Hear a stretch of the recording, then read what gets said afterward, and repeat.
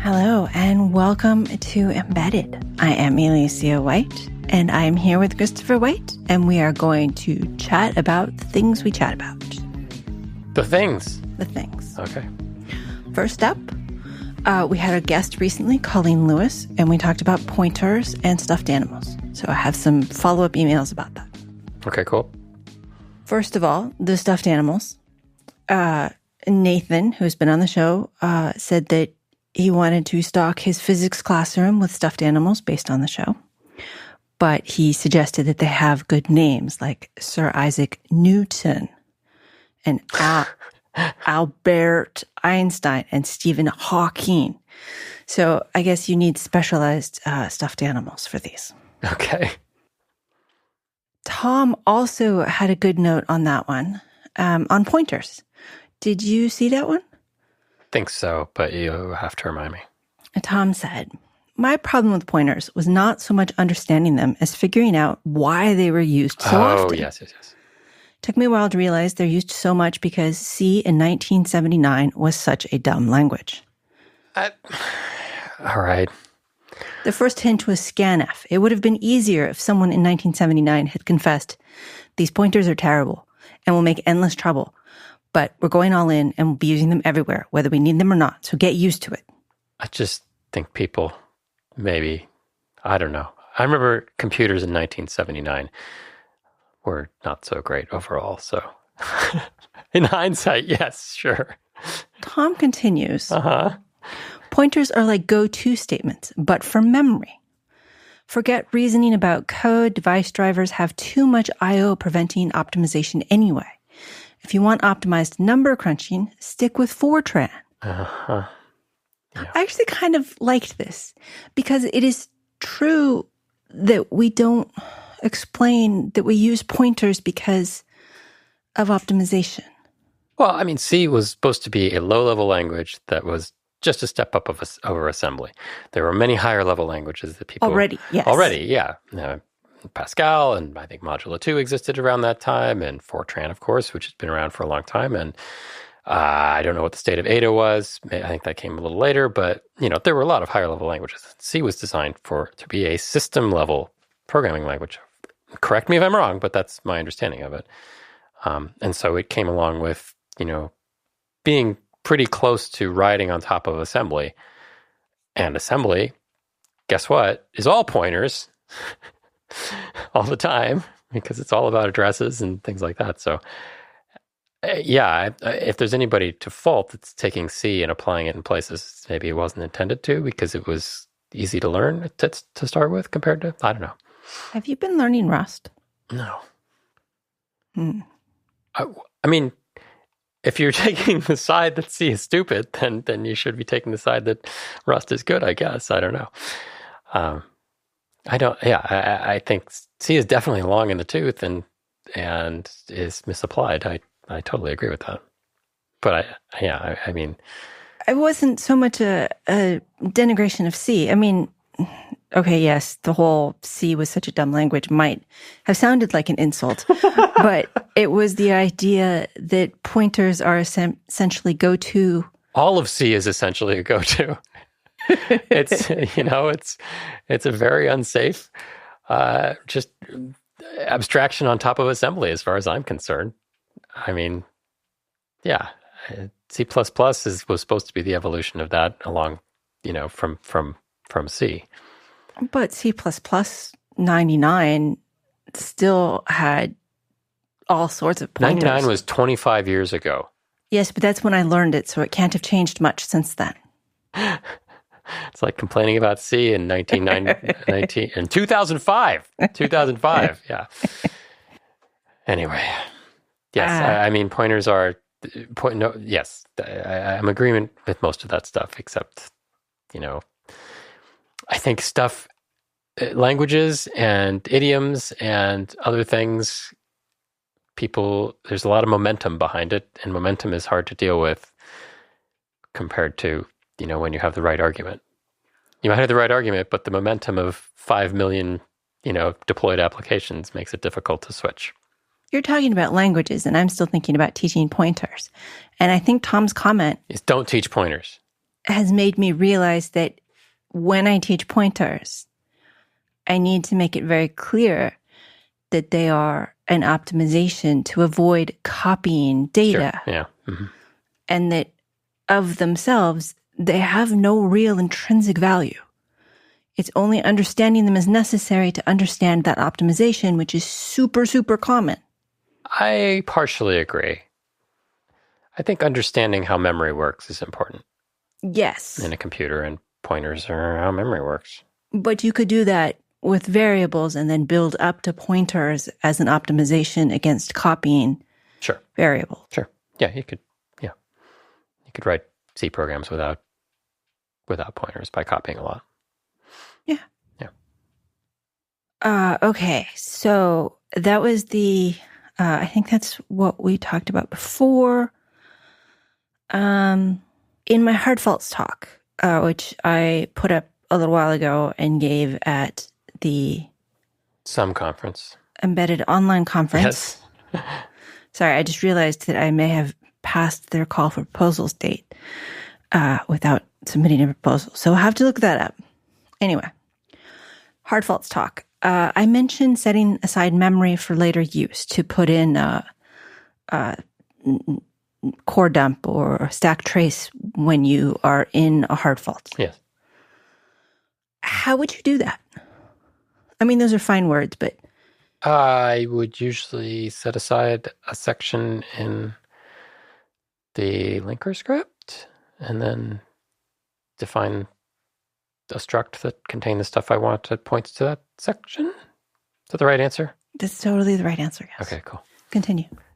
That's it. That's the whole answer. That section of the memory should be in its own section in the linker script. It should be like part of RAM, but defined at the top as a separate memory section so that it doesn't move around. If you want to be fancy, you could do it in Flash if you have memory addressable Flash. You're in a hard fault. You don't want to be playing with Flash at that point. Okay, fine. The other thing is that you need it to not initialize. Yes. And if you have a bootloader, you don't want the bootloader to have access to that memory so that it doesn't erase that memory through its stack or heap or zeroing of data. Okay. And so usually your no init memory for this sort of thing is at the top of your RAM or at the bottom. Okay.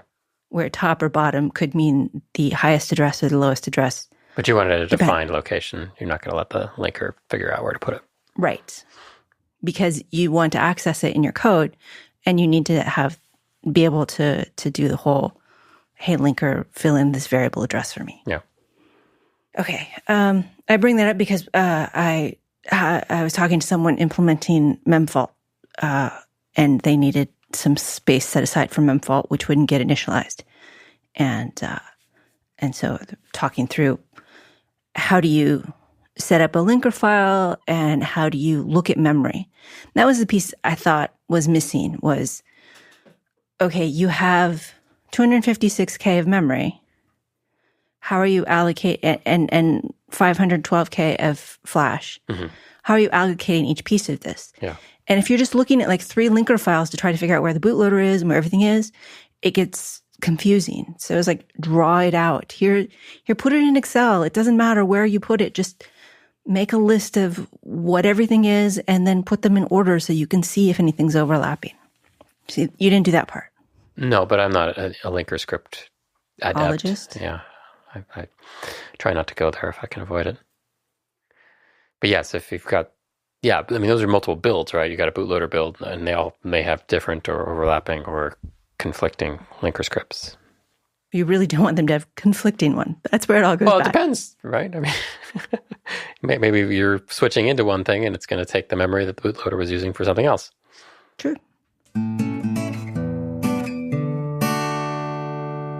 Thank you to Memfault for sponsoring this show. We appreciate their sponsorship and the work that they do. Memfault is a leading embedded device observability platform that empowers teams to build better IoT products faster. What that means is that if you have just realized that you're going to build 5, 10, 100, 50,000 units and you need to keep track of them, they'll let you create your own dashboard to observe how your system is doing in the field. Memfault gives developers a more scalable and sustainable process. This accelerates the time to market and de-risks product launches. You can cut product costs and deliver more high-quality software. Trusted by leading brands such as Bose, Lyft, Logitech, Panasonic, and Augury, Memfault improves the reliability of devices across consumer electronics and across mission-critical systems, such as access control, point of sale, energy, and healthcare. Thanks again to Memfault for sponsoring this show. Check out memfault.com and the Interrupt blog, which is filled with incredible amounts of information. Okay. From our embedded Slack, which some of these other questions have been from, how do you read code when you're just entering a code base? Do you have any tips or tools for that? I answered this. You did. Do you remember what your answer was? I said angrily. It How do you read code when you're just entering a code base? And his answer was angrily. Yeah. It greatly depends on it kind of depends on the reasoning that you're going into it, right? Like, are you going in to fix, you've never seen this code base before, but you got to fix a bug. Or you've never seen this code base before, but now you own it. That one. And you may have 100 outstanding bugs, but you don't really understand those either. Right, yeah. I mean, what I actually do? No, let's go with what you think other people should do first. Ideal case. I mean, it depends on what it's for. Do I have the right IDE, first of all? Do I have all the right tools to... So you want to build it first? I don't know that I want to build it first, but I want to see it the way that the person who wrote it saw it. And if they're not using VS Code? Use whatever they used. If there's a project structure.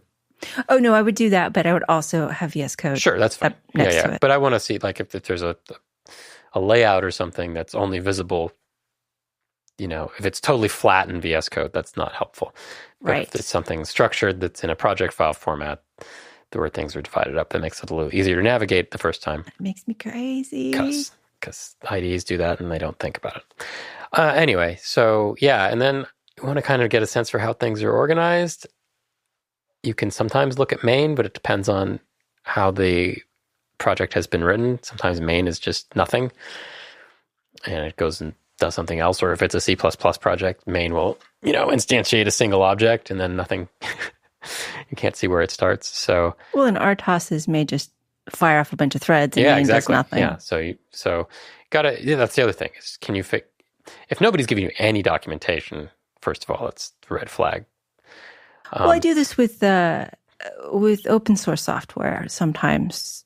Yeah, where I want to get an idea of what it is they're doing. But like what you said, if it's an RTOS, then first, figure out, is this using an RTOS? Because that's going to change how you approach it, right? You're going to look for something that defines the tasks, and then maybe you're going to write out, okay, here are the 5 tasks that I see, here's the order they're launched, and then you can go look into those and see what they do.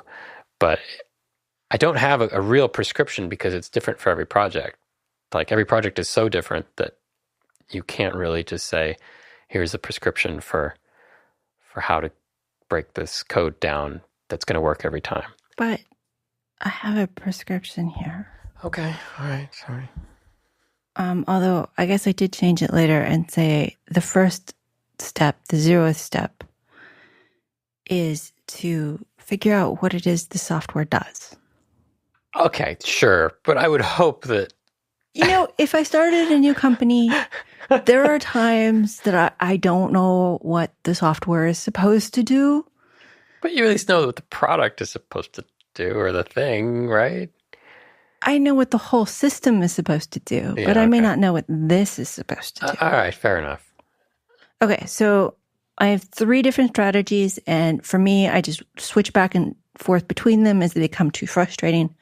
I tend to use VS Code because it's easy to search and and follow paths and go up and down. But I agree with you that you need to build it. Okay. I never said you need to build it.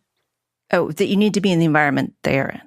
I do think you need to build it, but you don't have to build it, but it sure makes it a lot easier. Anyway, treat the device as a black box, or the firmware as a black box if you have the schematic. Make block diagrams for what must be there based on the peripherals and displays and the actuators and how it works. So basically... So you're describing the system before looking at the code. Yeah. Mm-hmm. Okay. And if you have a UI, make a little state machine, not necessarily, like the level of each character, but generally how it works. Isn't this just setting you up for disappointment, though? And it's funny because my next sentence here is sketch out the idea how you would put it together. Now go see what you got wrong was how I wrote it initially, and then I changed it. Now go see what you got right. All right. Glass is half full. Right. But yeah, what should be there? Think about the system as it Yeah, and I guess could be. I do that, but I probably do it in my head. There's some value to actually sketching it out because it does give you the opportunity to think of more things. Yeah. I mean, I guess I usually sketch it out as I go through the code, not before as a black box exercise. So I know it's a good idea. Switching back and forth. Yeah, it's a good idea. No, I'm just thinking out loud about how I approach things. Yeah. Mm-hmm. Look at the file tree. Try to find interesting ones like the algorithms and sensors and try to avoid standard hardware abstraction layers. Yes. Try to focus on the code your company has written or is otherwise product specific. It's easy to get lost. Don't go down the Zephyr tree. Don't look in there. Stay away from the Zephyr tree. And then the final one was go to main, skim the initialization and focus on the while loop.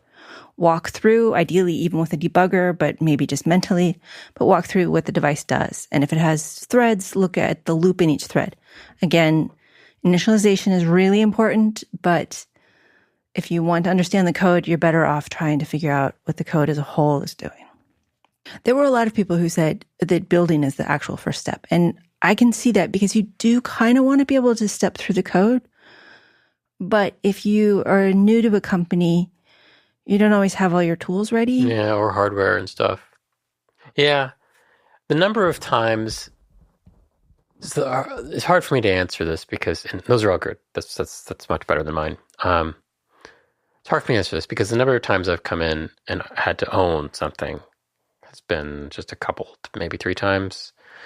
And as opposed to coming into an established, shipping thing and fixing bugs or owning a small piece of it. And so having to understand all of it was probably a useful exercise that I should have done more often. But sometimes that wasn't even practical. Like Cisco, I'm not going to understand the entire Cisco code base for a router because that's like understanding Microsoft Windows level of, complexity and volume. But for smaller things like a small embedded thing, that's more practical. Where even if you're not responsible for everything, it's probably worth looking at everything. But I remember one client we both worked on last year, or 2 years ago, sometime. I don't think I looked at all their code. Because I was, they said, write these drivers. And so I hooked into what they had and wrote some drivers, but I never bothered to see how the whole system did everything. Yeah, I did some of that and then regretted it and then looked around and then kind of regretted that. And well, it's all just regret. It's about efficiency too. Like if you know you're not going to need to understand the entire system. And that depends on a well-architected system too. Right. We trusted the architect for that. So if the system is not well-architected, then things that you might not think impact the part you're working on might have their tendrils in it, causing all kinds of problems. But if it's well-architected, if it's using an RTOS and things are in tasks, and it's like, this is your task, and you communicate with these other tasks via messages, then you don't necessarily need to comprehend the whole thing. And when I did look around, I went to the architect and said, this seems odd, and he had great answers. Yeah. So I wasn't really disappointed. I just wanted more out of the system, which... Sure, yeah. Tom Anderson recommended profiling. That's something I don't do much. because the non-optimal or the long spots might be the most interesting part. Yeah, especially like statistical profile that just tells you these are the functions that are getting called. The top 10 functions. Yeah. In the running system. Those are the ones to pay attention to. Draw a block diagram, annotate the hotspots from profiling. And there are tools, right? Aren't there tools that will kind of... Yeah, Benny suggested... Please don't say ChatGPT. Source Trail and Source Insight for code review. OpenGrok can index code bases. Actually, I don't even know what that means. I don't know. This was useful for large projects like the Linux kernel in Android. So that's large to index. Okay. Yeah, that's another example. Like if you're going to work on Linux, don't comprehend the Linux kernel. You can't. Well, I mean, you can comprehend the architecture of it and then focus on your piece. I don't know if that's true. Maybe. Depends on how high level you go. Yeah. Tom also suggests removing unreachable code, normalizing the file headers, reformatting the tool with tools. No, now you're taking actions. So create an exquisitely detailed set of instructions for how to build. Yeah, this is actions. This is not your first foray, and this is when you're. Well, he does say that, and he goes even to creating a release, but then he says, "Don't tell anyone what you did unless you want that to be your job." Yeah. Okay. I don't. Well. Yeah. Build locally and start poking at things. Remove or fix the lies in the comments. That is satisfying, Bailey. These are things upon taking ownership that you want to change. Yeah. That's all fine. It's funny because there are two things I think about with that question. There's our problem, which is we see a lot of code bases all the time. And our goal is to be as effective as possible and to not try to get too far into what the client customer is doing because they've hired us for a job. Nobody's paying us to do that list of things that they just mentioned, which is why I push back on it. Because in my circumstance, if I were to go through a new client's code base and correct all their comments or remove all the unreachable code or whatever, they would say, "What are you doing? Right. Why are you charging me for this? I didn't tell you to do this." So, yeah. But going through their code and creating a few documents and some block diagrams, that's actually something I do often because clients tend to enjoy that. Okay. So what's next in our list? Okay, another quiz for you, since you did very well on how to set aside memory. I got a B-, but that's fine. Go ahead. What is semi-hosting? And how do you set it up? Semi-hosting is where you need to put a data center on a truck and drive it around because you're afraid that somebody's going to hack into it physically. So you put all your data center stuff on the truck with satellite uplinks, and you drive it around the country in an unmarked truck. And then you have a roving car in case there are murder mysteries.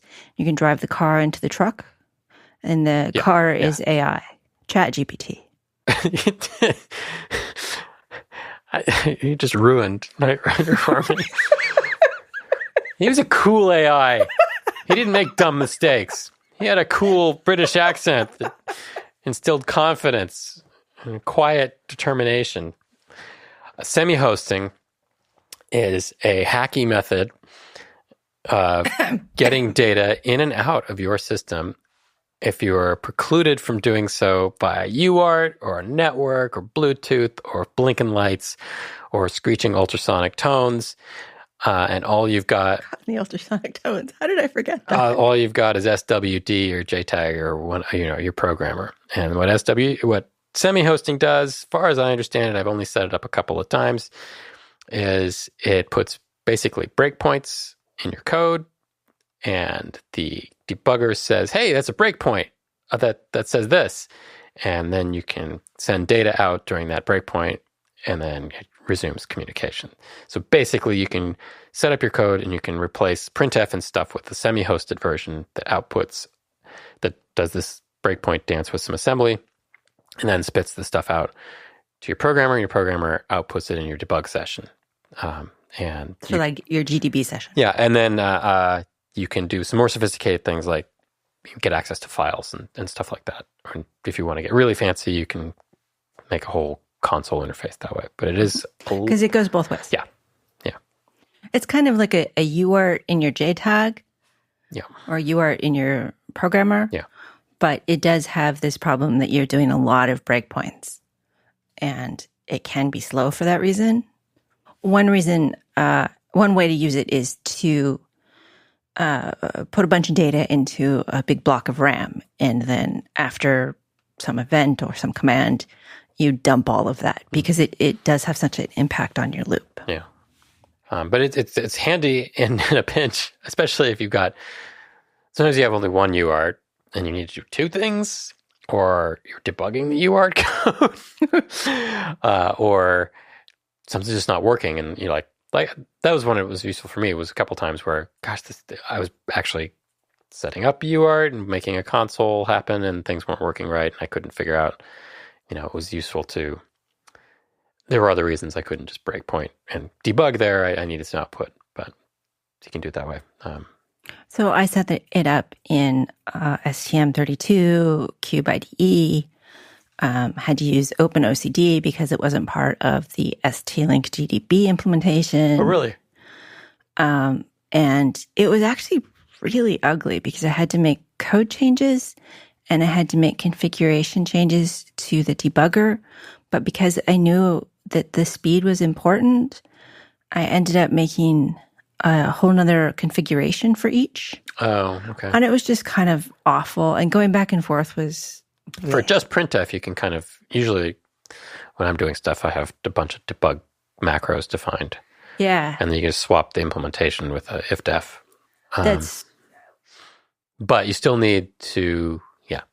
This project had gone from printf debug on an Arduino to an STM32. And the client really had never heard of Semihosting, had put in a USB port that they didn't use, and didn't realize that they would have been much happier if they'd put in a UART port and just used an FTDI cable. Oh, yeah. And so any printf was like a good thing. Of course, then they said, can you make it run faster? Which is the code that's waiting for me upstairs. Which I say, not if you want new lines, because STM32 IDE and blah, blah, blah.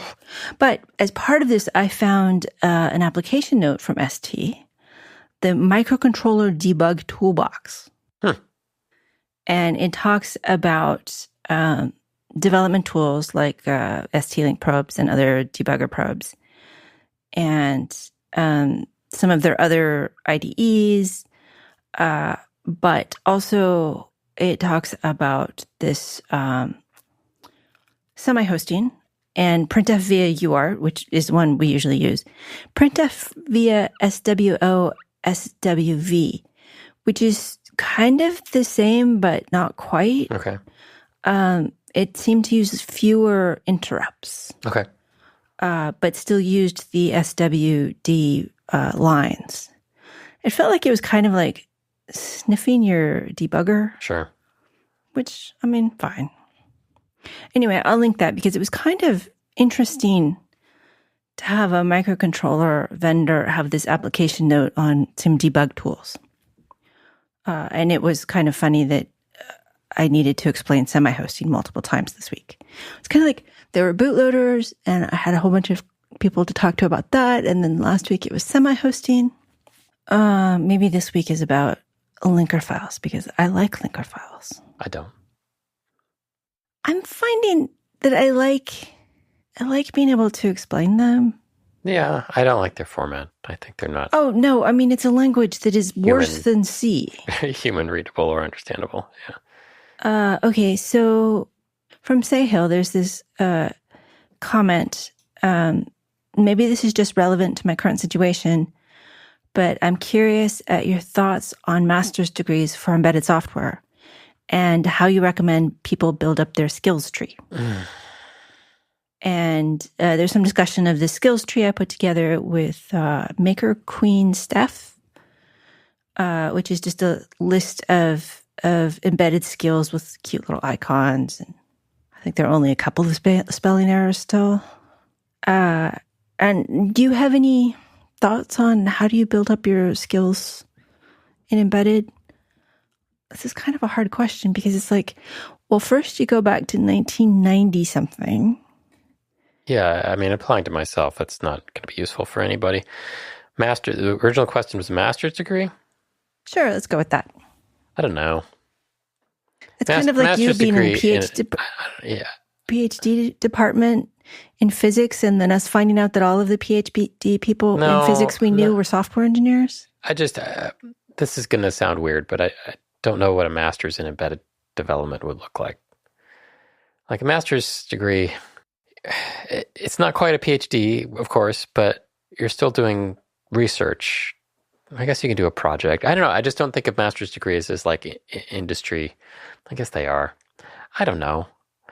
You have a master's degree. I have a master's, but not in computers. In physics. Yeah. So it's not really applicable or comparable. I mean, if you want to, it's certainly valuable from an employer standpoint to see that. I think you can pick up skills doing that, certainly, especially if you pick a research project that, you do your thesis on something that's going to force you to learn some things and do some development on your own. I just don't know what a master's curriculum in like embedded development would be. Like a lot of EE stuff. I could see that. I mean, it's only going to be a 1 or 2 year program. It's not going to be CS stuff because that's wildly not applicable most of the time. Depends on which original degree was in. If your original degree was EE, then CS stuff makes sense. If your original degree was CS, then... Sort of, but I still think most of the CS stuff is not applicable. You don't think so? So many times I look at code and I'm like, this could be solved with data abstraction. Yeah, but I don't know. I'm probably a bad person to answer this. I'm thinking about the CS courses that the CS department taught when we were there, and they're not applicable partly because they're out of date. My AI class spent so long on Boolean logic. Well, I mean...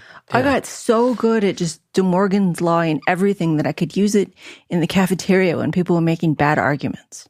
But like, a lot of the teaching was in Scheme or Lisp or C++, which was newish at that time. There was no C. All the C I learned working for the CS department, writing utilities. Yeah. So, I mean, that's not... so I don't know what... I would have to, to answer this question, I would have to look and see what a modern... I don't even know what... I guess it's a master's in computer science with a focus on embedded. I don't know what that looks like. So I'd have to see what they were teaching then. I mean, a master's in robotics would be fine. yeah. I mean, that'd be fine. But that's going to be a lot of EE and motion control. I guess I would say... Motion control or navigation systems? I would say... Yeah, it's going to be an EE-heavy thing where you're kind of on the edge and learning how to interface with physical systems or other things. I wouldn't go in and get a master's degree in CS and focus on AI or any of the more I don't know because theoretical stuff. There's so much inference we do now that having an AI... Yeah, but embedded developers aren't going to do anything except take a model from somebody down the street and stick it on an NPU. And yet employers would be thrilled to get an AI-trained embedded systems engineer. I don't know why. I just know that. Well, yeah. I mean, if you're trying to game your resume, that's a separate issue from trying to learn skills. I don't know. I'm very muddled about this because I don't actually have a good sense for what that degree would entail. And a master's degree is supposed to be 2 years. So figure what you can do in 2 years of intensive study, and is that the right use of your time? I don't think it's a bad use. It's not a bad use, but it's expensive. There's opportunity cost because you're not getting paid to work. Right. That's 2 years of, prime employment ladder climbing / But it may work out later because a master's degree is slightly more valuable, but not hugely more valuable. I have not found that to be particularly true. Yeah, because, okay. I don't know. Yeah, this is not a satisfying answer. Anti-true. I mean, I haven't found it to be that a master's degree is less useful than being in industry for those 2 years. Really? Okay. A lot of times I've been asked, I've seen job Things that want master's degrees. Okay. In like for development jobs? Yeah. Okay. I haven't. But also for higher level IC and architecture jobs. But okay. But that is someplace. Yes. If you're doing digital design, you should have probably an advanced degree. No, IC and architecture embedded software jobs. Designing ICs? No, I'm sorry. Individual contributor. I'm so sorry. Individual. I've been looking at hiring stuff and okay, yeah. and got into the jargon. Sorry, yeah. So yes, of course, right. I don't know. I haven't been looking that much, but I individual contributor as like tech lead or engineer beyond developer. But are they looking for? Yeah, okay. Just masters. It wasn't even like masters in our degree in our area of application. Yeah, I don't know. Okay, just don't do what I did and take 7 years. You were working for at least half that time. Working for probably 75 or 80% of that time. And you chose a field that you hated, so that was unclear. Didn't hate it while I was doing it. I hated it before. I enjoyed it. Peter asked about how to move up the skills tree if you get stuck. And my answer to that is jump to another branch. Yeah. I mean, it's not a ladder, it's a tree. So if you're stuck here, just go around. Especially since, as an analogy for other things, like when you get stuck practicing an instrument or something, the common advice is to stop on what you're doing and do something else. And then come back to that. Because sometimes you just need a break. Yeah. Sometimes you need different perspective or insight. You find a new tool. And sometimes the thing you were working on isn't that useful that you're stuck on. Yeah. Peter also asked if we had thoughts and speculations about the new RP2350. No, not really. I mean, I've seen it and read about it. I think there's some interesting parts on it.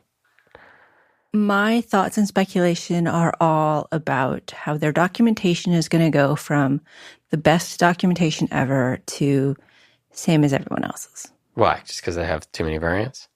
The variants are very far apart. They're named closely. Well, it depends on... and they're going to want to put the same API, but it's not going to fit exactly the same. Yeah, maybe not. And so you're going to get good documentation, and then you're going to end up having something that doesn't quite work for your version of it. Okay. But I mean, this is product proliferation. You have one product, you can do a really, really good job explaining it. Once you have two, you're not going to put twice as much effort into it. Yeah, but I don't know that they're going to continue maintaining all of them all the time. I think the first one is worth maintaining at least for a good long time. I don't feel like this was a replacement. It's much bigger. Yeah. All right. Yeah, I mean, I don't know. It's it has some interesting things. I think it comes down to, do you need more power? Do you want to play with RISC-V? And do you need that fancy serial communications thing that can do... The whole FPGA thing? DVI. No. They have a new interface that's high-speed serial that you can do things like high-speed video and other stuff. So, I don't know is there an FPGA block too? That high-speed serial thing has some programmability. Has some, yeah. Because they have their whole PIO thing, and that's the same. Well, that's one of the things that I'm talking about, is going to want to have the same API, because people are going to think those are similar, but they're going to behave so drastically different. Maybe. The same API is going to make it worse instead of better. I don't know. I mean, that stuff is not... That's a peripheral. That's not part of the... So they could probably have just taken that same peripheral. No. The 2350 is huge and massive instead of... Oh, the PIO stuff? Yeah, well, the high speed... That's different. That's a new peripheral. Okay. The PIO stuff is the programmable IOs. So you had a little C language, like assembly language thing. You could make it like write UARTs and stuff in that. I think that's the same, but I don't know. Maybe they changed it. Okay. I have those two in the wrong order. I wasn't sure if we'd covered this one last time you and I talked. Simon said they hear complaints like the microcontroller was chosen without any consultation with the firmware team. And the question is, how should EEs or component selectors go about choosing parts if they don't have immediate access to or the ability to question the firmware team? Are there obvious things to avoid, like cursed IDEs, zombie docs after a corporate merger that no longer work, or weird peripherals that are easy to spot from a distance, given you probably don't have time to test drive every part under consideration? It's funny, I was going to read this as, are there obvious things to avoid, like cursed IDEs, MPLab, zombie docs with corporate merger that no longer work? Atmel. I don't think we've answered this. Yeah. MPLab. It just came up this week, and oh, man, MPLab. Oh. I'm going to give a high-level answer that I think works for most cases. Assuming you have a choice of parts that fit your application, find the one with the largest community online talking about it. I had that microchip madness. Yeah. And one of the criteria was search for the part number, and whoever had the most hits wins as one of the... And make sure that they're not, this part lights on fire, and there's a million complaints about the part lighting on fire. But if you're choosing a part and there's not a lot of communication about it, there's not an active forum, or it's very new and not a lot of people have experience with it, you're going to have a bad time. Your firmware engineers are going to have a bad time. And they want you to sign an NDA to even look at the data sheet. Your firmware engineers are likely to hate you. Yeah. Because that means they can't talk about it. And that's not to say you can't choose that part, but there has to be a really good reason. Like, this is the only part that fits our application and fits our power profile and evaluate does the thing the we want to do. And so you're going to have to think about it. But I've seen double E's just pick stuff because that works and that's it, with no consideration for development afterward. And then it's a real problem where, people come in and it's, well, I've used this pick for 34 years and it's worked for me for 34 years, but it's also, completely out of date and people want modern features or something like that. I wanted to drive a high resolution display and do Bluetooth. I'm like, not with a PIC 16, you're not. But that's a wild example. But so I think having an active community is good because your firmware engineers are going to want to find information about it. All these parts are different. They all have quirks. They all work poorly in some corners. And so being able to talk with other engineers, without revealing the company secrets or whatever about this is happening, or communicate with the company's engineers is really important. If they have a stellar support department and you can somehow find that out, that can replace that. But it's hard, though. It's so much easier to go read what other people's problems are than to try to formulate your whole thing and then try to get a minimal code set. And the other thing I will say along those lines is, well, it's two things. They're kind of related. How much example code is out there? Right. Search for this part on Git. Yeah. How much example code is out there? On GitHub, sorry. And is it well implemented in Zephyr? And if it is, run. No, Zephyr's good. Zephyr's good. That gives you an indication how popular it is and what support is, whether people are going to be able to find how to use it and issues like that. But I think the hardest times I've had is where it's a weird chip.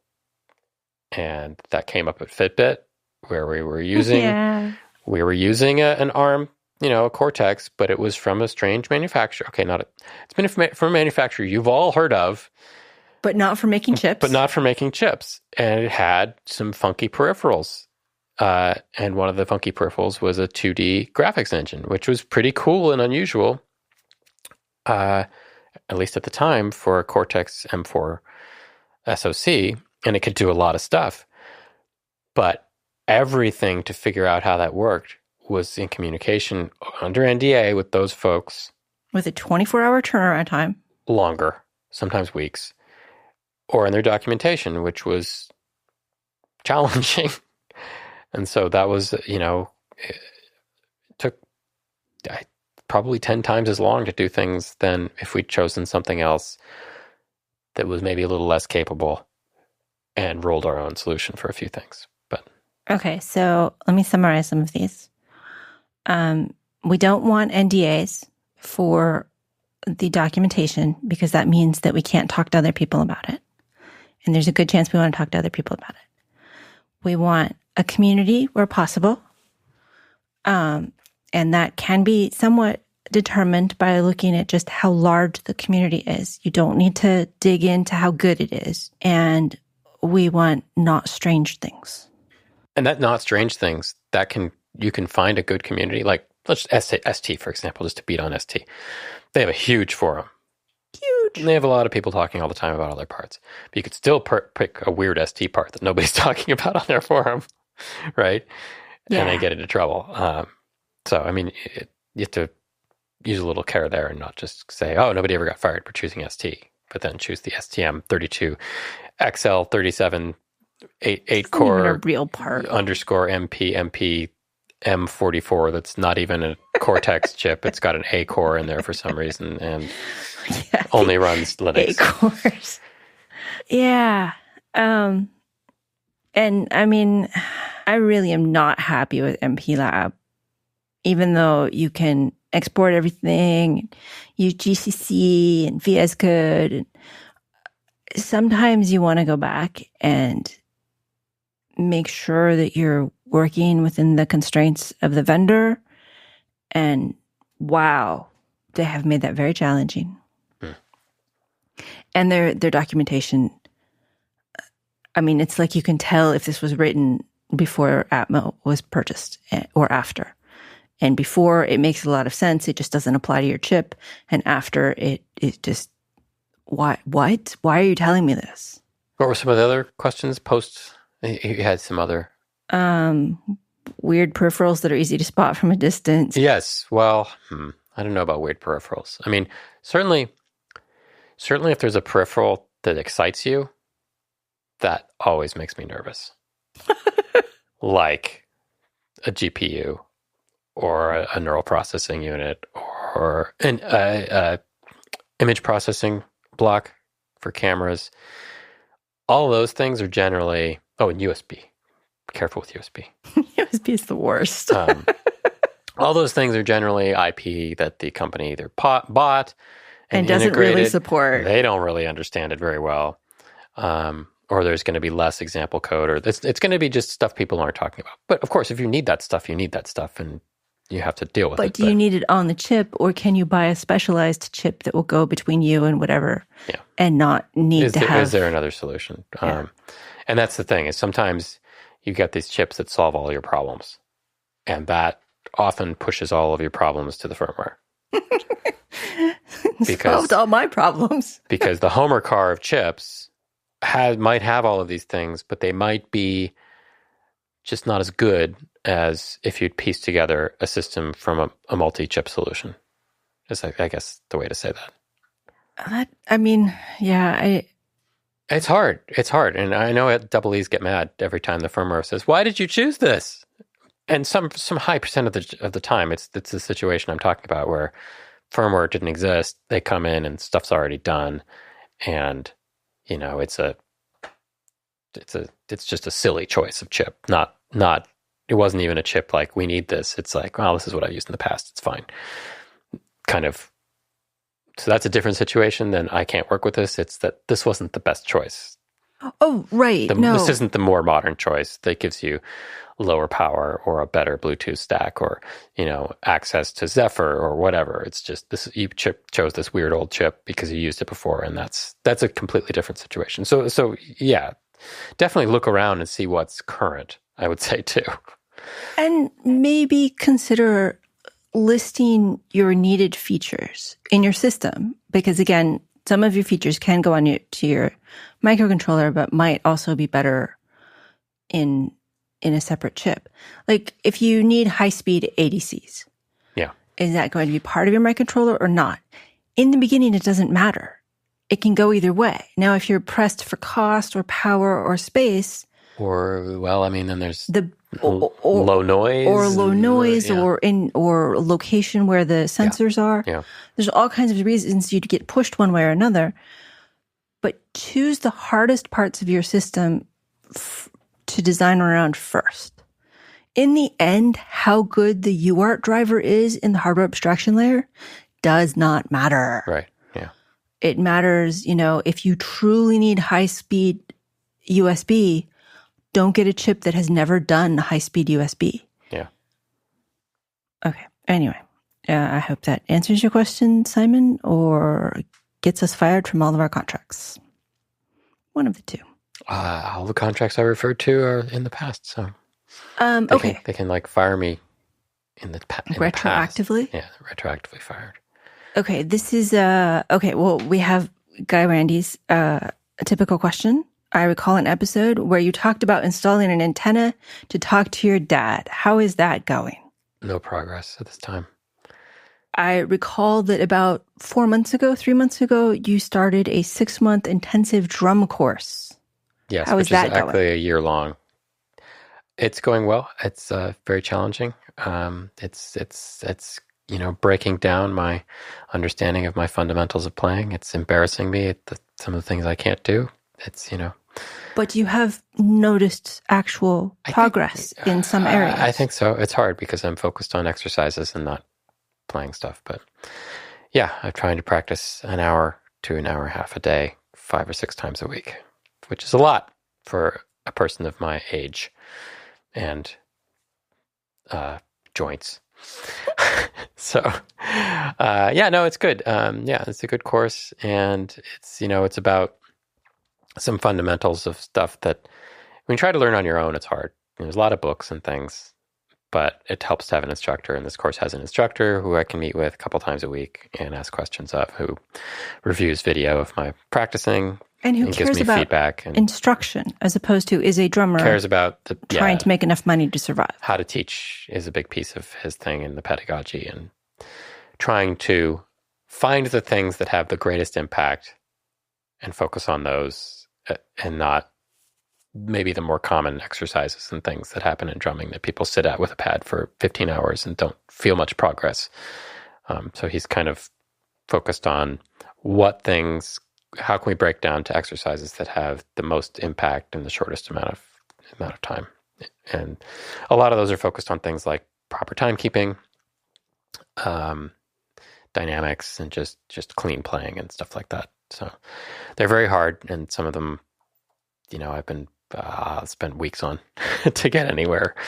But that's stuff I wouldn't have done without at least an instructor online occasionally checking in and saying, that looks fine or this doesn't, because I would give up because these are so painful and challenging. So and it's you helpful. Have people around you who are going through some of the same. Yeah, there's other students who I can talk to. And you're not all in the same chapter all the time, but right. you do get to see what their exercises look like. And they're all variants of things advanced, so we all know what we're talking about. But yeah, the ham radio stuff, no. My dad got COVID back in April, and that kind of slowed things down a little bit. So he's doing okay now. He's trying to figure out an antenna outside. He needs a better antenna than he had, which means putting one up outside. But he lives in a place where lightning is actually a thing a lot, so that makes the whole antenna thing a lot more complicated, and from a safety perspective. So it's kind of a pain. I'm trying to keep up with Morse code by putting myself to sleep by doing the alphabet in my head, but I probably need to get back onto learning Morse code better. Do you just go through the alphabet, or do you choose things to spell? I do both. That's how I got better at the International Phonetic Alphabet. I would spell things for my day. Yeah. Okay. Talking about these things, do you ever feel like you're collecting badges? No. Okay. Sorry for advanced drum play. I mean, I was an actual Boy Scout and collected badges. Were you? Yeah. I never knew. Yeah. How far did you get? Not far. Oh. I was what they called in the Weebelows. Weebelows. Yeah, they were like the one below Boy Scout. Weebelows, you push them and they don't fall down? Exactly. So I think it goes Weebelows and then Boy Scouts and then Eagle Scouts or whatever. Yeah. It was a small troop and we didn't do very much. Did you get any badges? I think so. I don't remember what they were for. So this had a huge impact on your life? No. But it didn't inspire me to continue collecting or making up fake badges for myself. No, I didn't know what badge I would give for. You can't just say advanced drumming. First of all, I'm not advanced. Second of all, okay, drumming 220 words per minute. Wait, no, that's two different badges. That's Morse code. 220 words per minute for Morse code would be really impressive. Actually, you could 220 beats per minute is only just pretty fast. 220 beats per minute is also extremely fast. Oh, all right. A normal pop song is like 100 to 120 beats per minute. Maybe up to 150 if there's a real bang, kind of fast song. 220 is double time. Well, I mean, you have the double time, not. I am not being helpful. I'm collecting my unhelpful badge. I already have a whole collection, but I'm hoping for the advanced version. Will you kill that moth? No. Oh, there it is. Sure. Scintillating podcasting. Anyway, do we have anything else? Well, you were going to ask me about my collection of badges. I'm sorry. I got distracted by the moth. Are you collecting any badges? It's funny. I saw a book many years ago about collecting badges and women. I don't know. It was maybe the well-rounded woman's guide to badges in life. I don't know. What?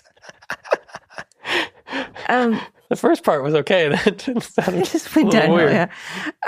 But it was kind of a try everything sort of book, and it was kind of ridiculous in that it gave you little badges. And honestly, I didn't buy the book. This is the book that has most influence in me that I have never purchased. Okay. But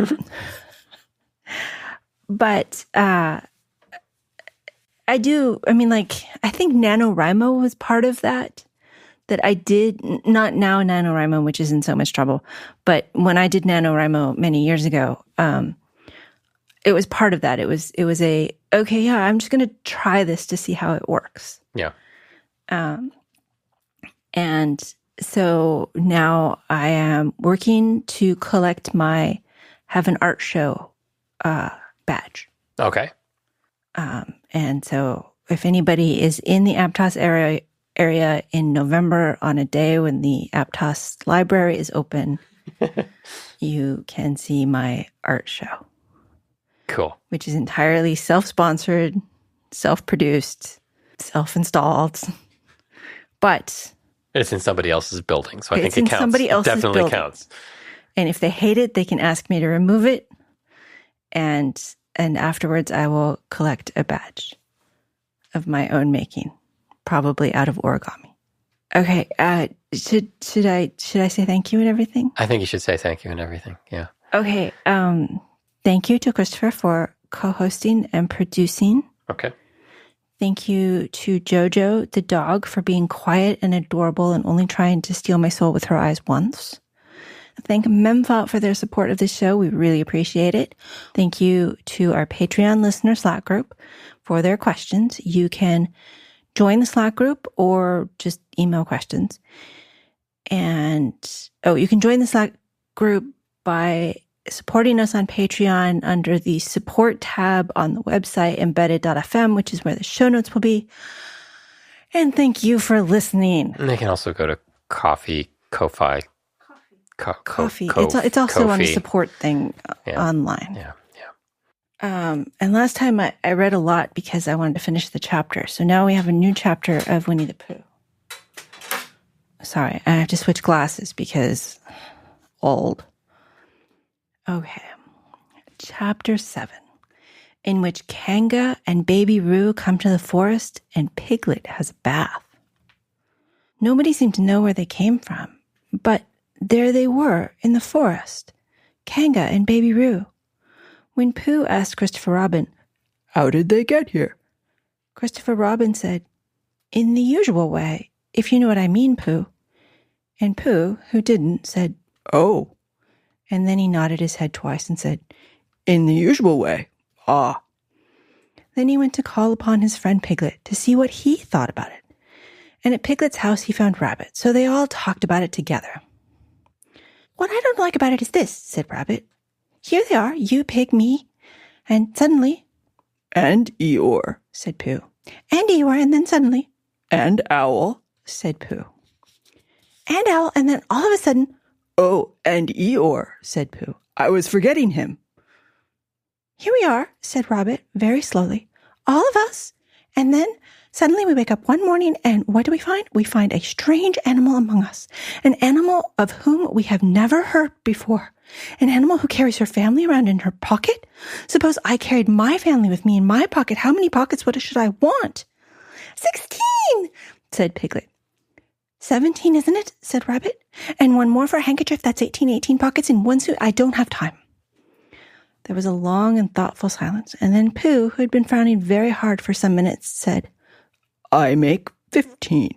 What? Said Rabbit. 15. What? 15 what?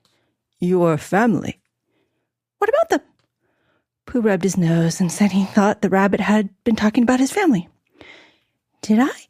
Said Rabbit carelessly. Yes, you said.